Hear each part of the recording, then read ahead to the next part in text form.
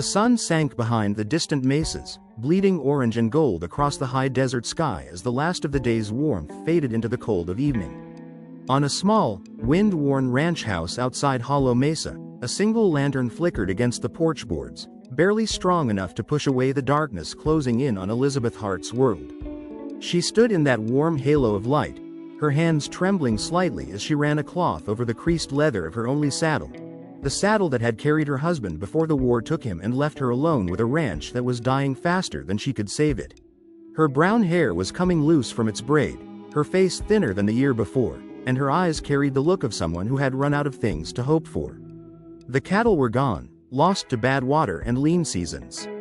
The crops had burned under the brutal July sun. Now even her horse, gentle, loyal Daisy, had become the last thing of value she owned. If she sold Daisy, she could buy flour, sugar, beans, maybe enough to get her through the next 3 weeks. If she didn't, hunger would decide for her. She rested her forehead against the warm mare's neck, whispering into Daisy's mane, "I'm sorry, girl. I never thought it would come to this." 10 miles away, in the town of Hollow Mesa, rancher Luke Grayson rode down Main Street, his dark hat low over his eyes, the grit of the road dusting his coat. He had just returned from a cattle drive that had taken him near 6 weeks, and the exhaustion showed in the set of his jaw.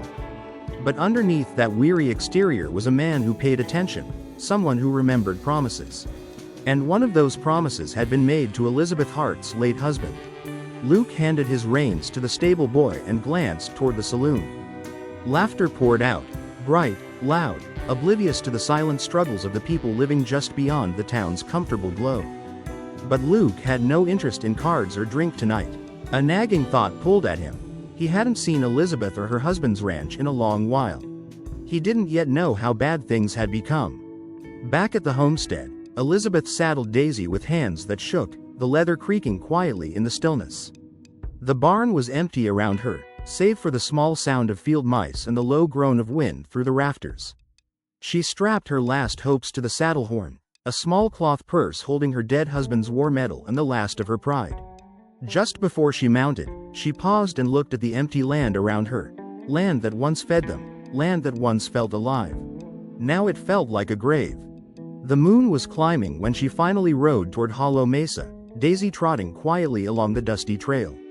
Elizabeth didn't know what she would say to the buyer, didn't know if she could hand over the reins when the moment came. But one truth rode with her. If she didn't sell her horse, the house behind her wouldn't stand another month, and neither would she. And somewhere ahead, in the warm lights of town, the man she hoped would pay fair for her last possession was finishing his business, unaware that fate was quietly steering him toward her. Rain had not touched the Texas plains in nearly 4 months, and the land turned the color of old parchment, cracked, tired, and thirsty. Anna Calloway walked the edge of her pasture, skirt brushing the dust, eyes hollow from nights that never brought rest. Every step reminded her of what she no longer had, her husband, her savings, her security, and now her horse. The last link to the life she once believed was steady. She reached the fence line, where Jacob's mare had once waited every morning, her soft brown eyes welcoming the dawn. Now the post stood empty. Only the frayed rope remained, fluttering slightly in the afternoon wind, like something trying to hold on but lacking the strength. A woman alone on a ranch that Small rarely had time to mourn, but Anna mourned anyway, silently and constantly. The fields were dying, and so was the dream she and Jacob built before the world pulled him away. Jacob Calloway had been a rancher's son who dreamed bigger than the land could contain.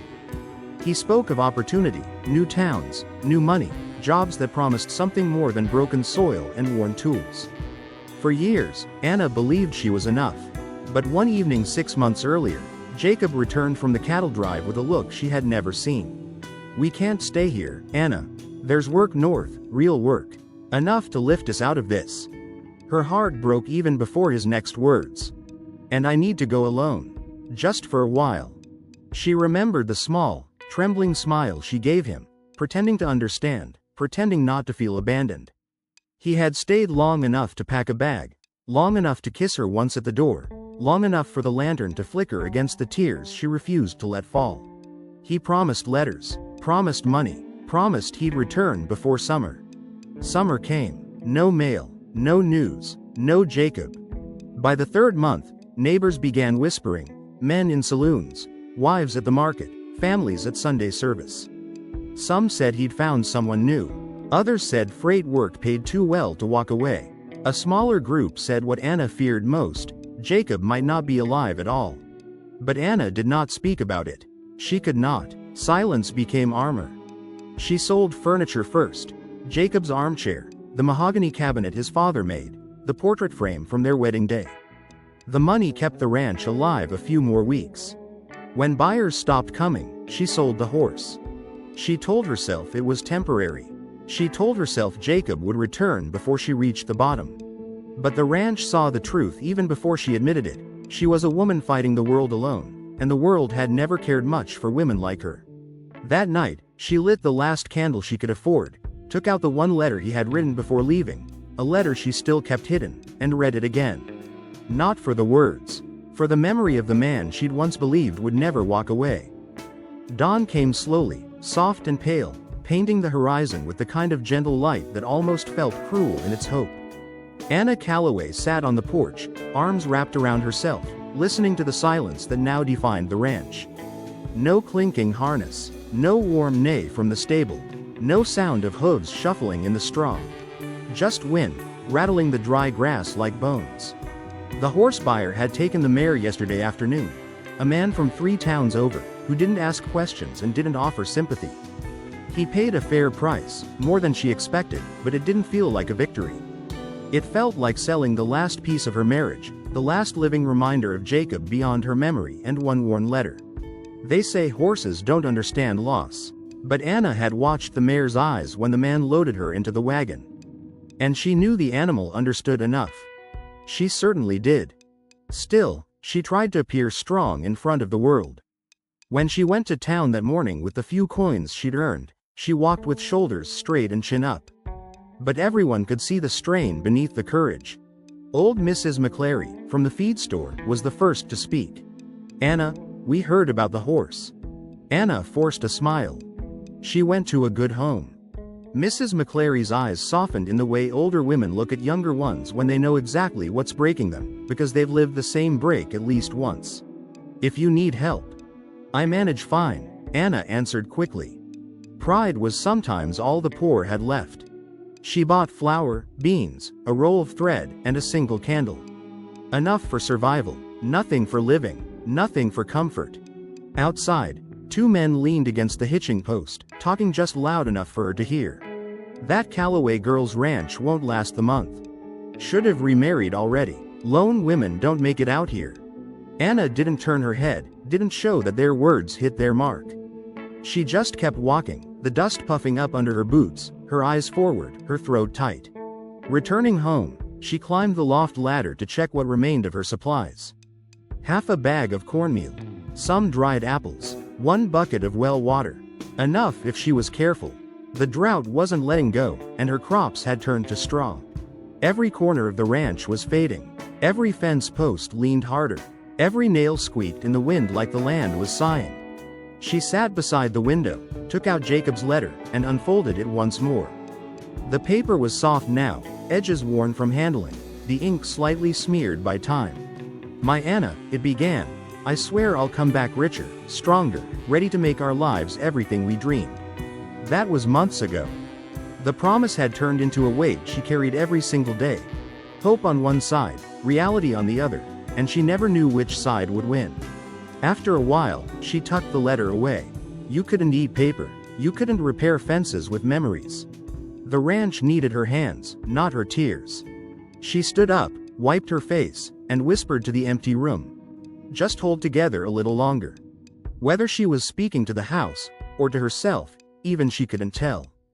Sheriff Ethan Mercer rode his circuit just after sunrise, the road quiet except for the soft scrape of hooves and the distant cry of a hawk. When he reached the ridge overlooking the Calloway Ranch, he felt something in the land had changed. Where once 2 horses grazed, only empty pasture remained. The corral gate leaned crooked, the barn door sagged open, and the wind carried a stillness that spoke of struggle, not sudden, but slow and wearing. He guided his horse down and stopped near the porch. Anna Calloway stepped out, wiping flour from her hands and offering a faint smile. "Sheriff." "Morning, Anna." Didn't mean to intrude. You never do. Coffee? He accepted, knowing every cup she poured cost her something. Inside, the house was clean but tired. A patched curtain, a mended table leg, boots that looked one repair away from falling apart. Anna moved with the grace of someone holding herself together by will alone. Ethan finally spoke. You sold the mare. Her face tightened for only a heartbeat. Word gets around. There wasn't gossip, he said gently. Just concern. Anna sat, smoothing her apron, eyes calm but exhausted. She was the last thing with any value left. Selling her bought me time. Ethan leaned forward. And when winter comes, when you need to haul wood or mend fences, we do what we must, she said quietly. People here have lived on less. He wanted to tell her she didn't need to live on less. She had friends, community, him, but Anna was proud, and pride was sometimes the last roof a person had over their heart. You could ask for help, he offered. If I ask, I owe. And I have nothing left to trade. Ethan saw then, not in words but in the silence between them, that Anna was near the edge. Not of defeat, but of acceptance.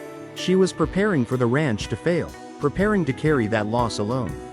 He stood reluctantly. Let me at least mend the barn gate. No charge. It's 10 minutes' work. She shook her head. I can manage. Ethan stepped outside, frustration tight in his chest. When he rode away, Anna watched from behind the curtain, pressing a hand to her chest as if holding herself together. On the road, Ethan whispered to the wind. She needs help, Jacob. And I'm running out of ways to give it. The wind shifted late that afternoon, carrying a scent unfamiliar to the Callaway ranch. Anna's chores were nearly done, her hands raw from hauling water and stacking firewood, when the sound of hooves echoed from the road.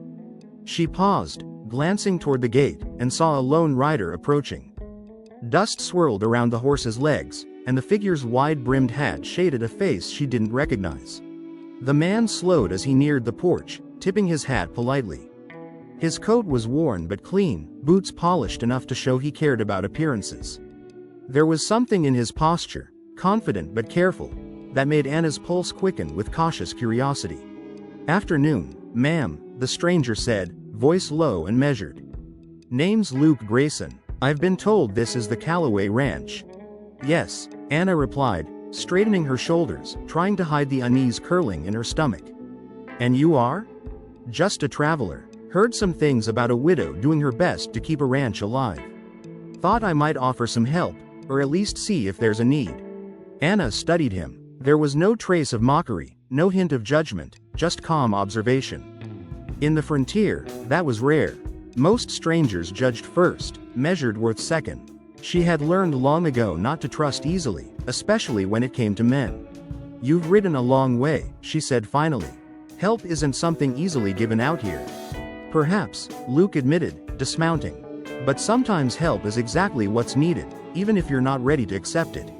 Anna didn't answer. She walked to the corral, running a hand along the fence posts.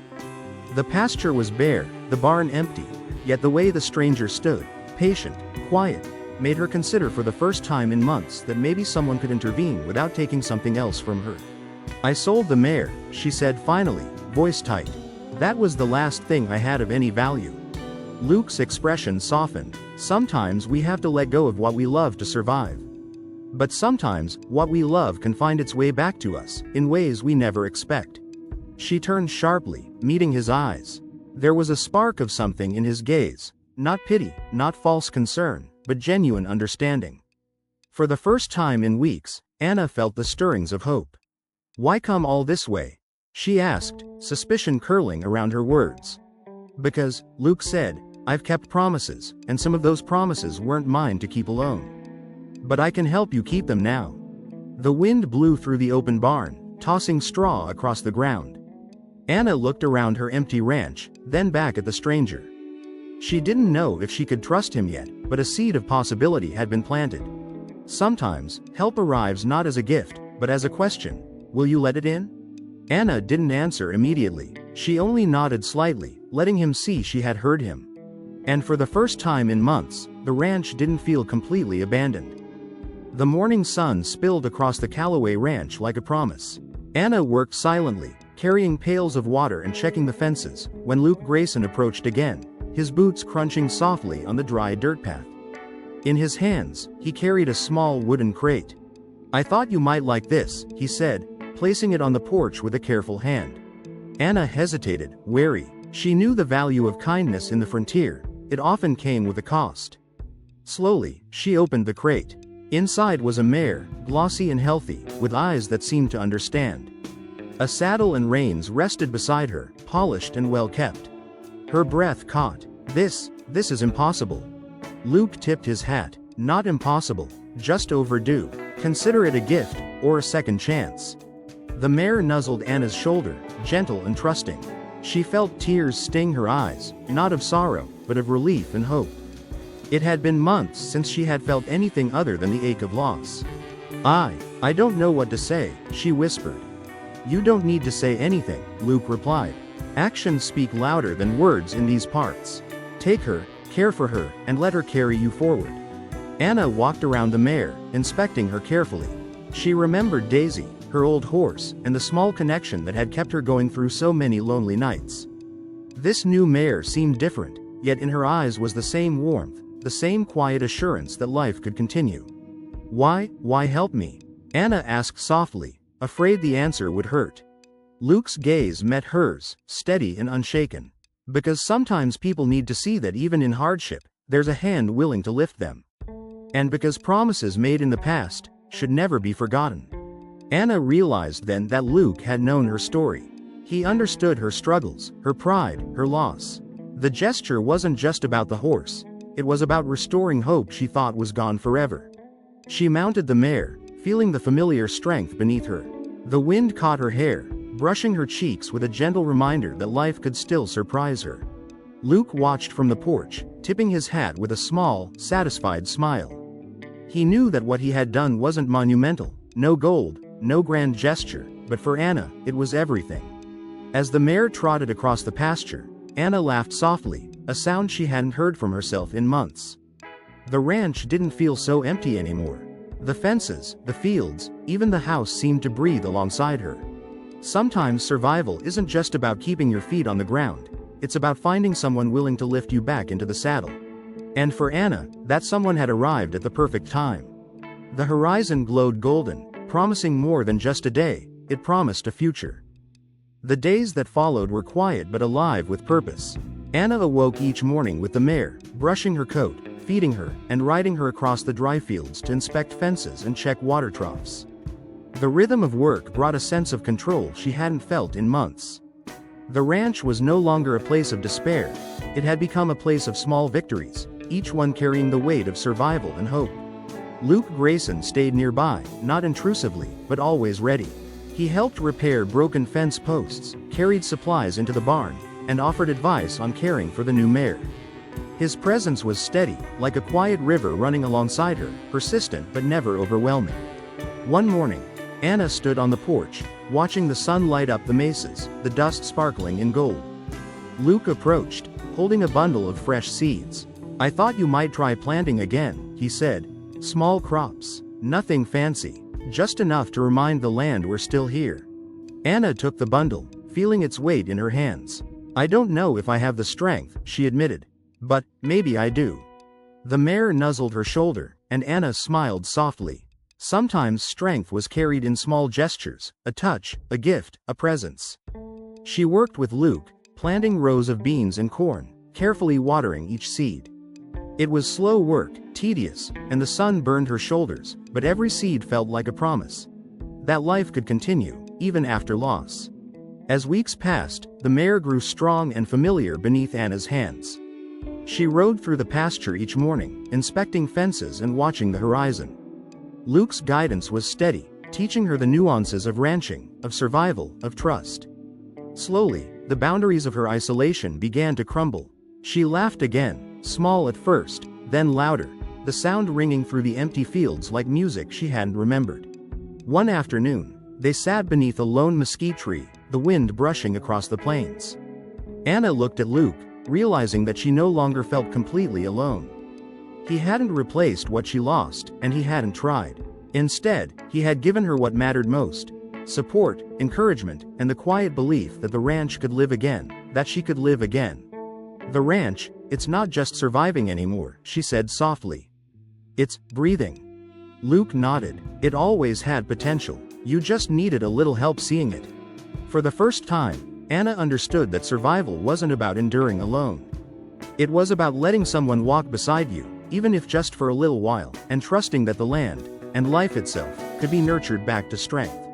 The horizon glowed in gold and amber, the wind carrying dust and hope alike. The ranch had begun its journey back to life, and Anna's heart followed suit, cautious but open. Evenings at the Callaway Ranch began to hum with a gentle rhythm.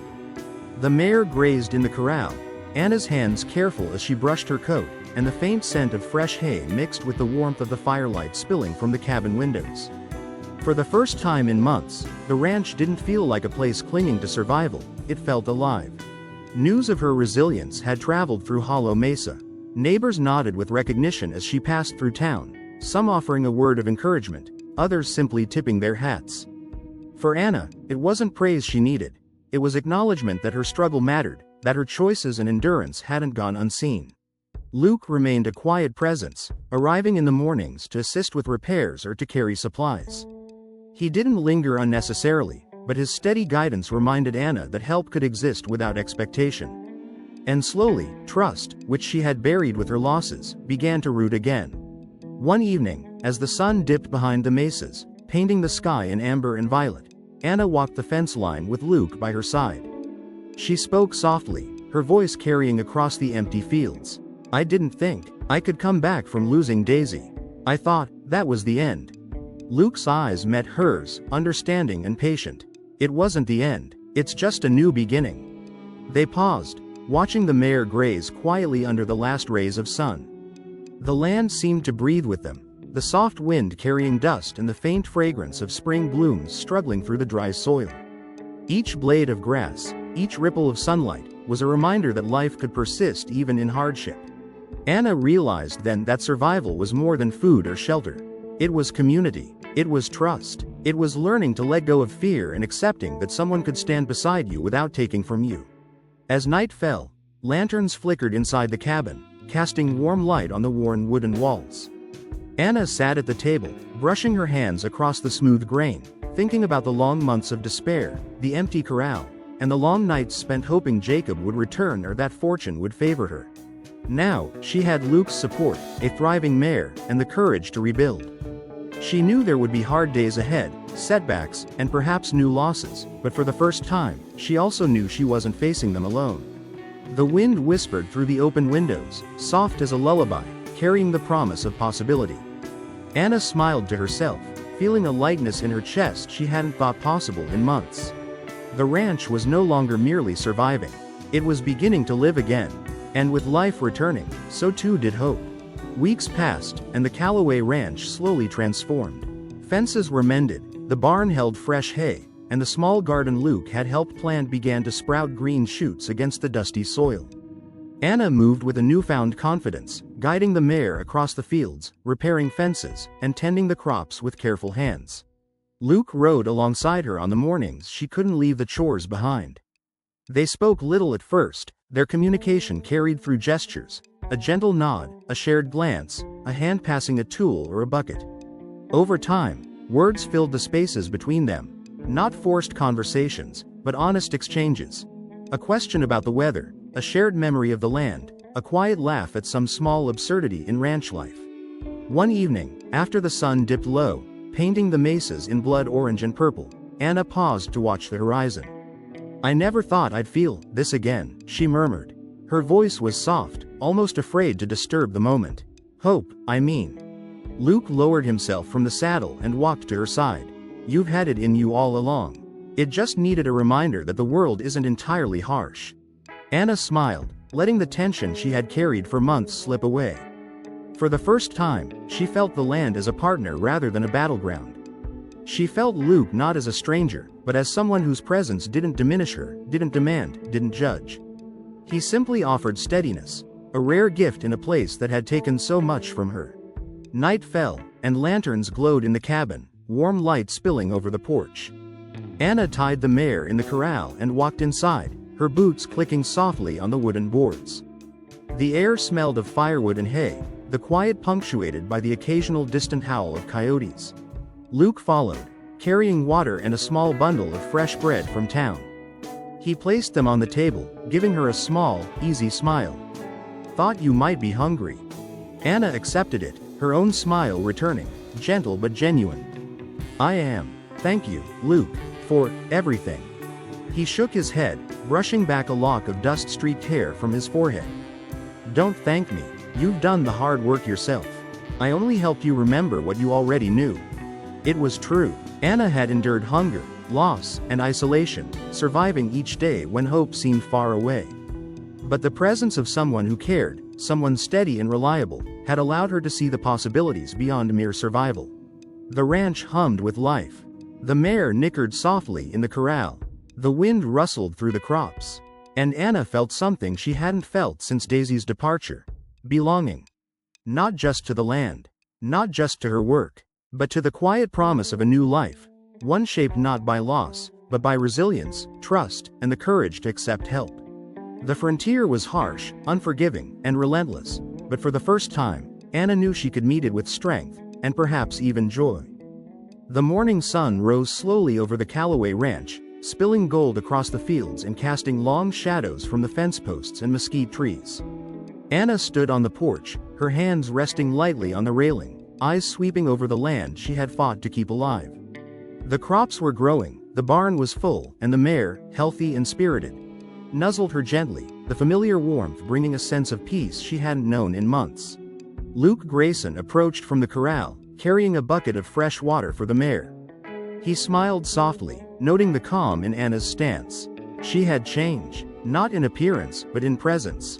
She carried herself with the quiet authority of someone who had survived, who had reclaimed what the world tried to take. "You've done well," he said. Anna shook her head, a small smile tugging at her lips. "We've done well. You've helped more than you know." Luke set the bucket down and wiped his hands on his coat. "Sometimes, helping is just standing beside someone who refuses to give up." She laughed softly, the sound carried on the morning wind.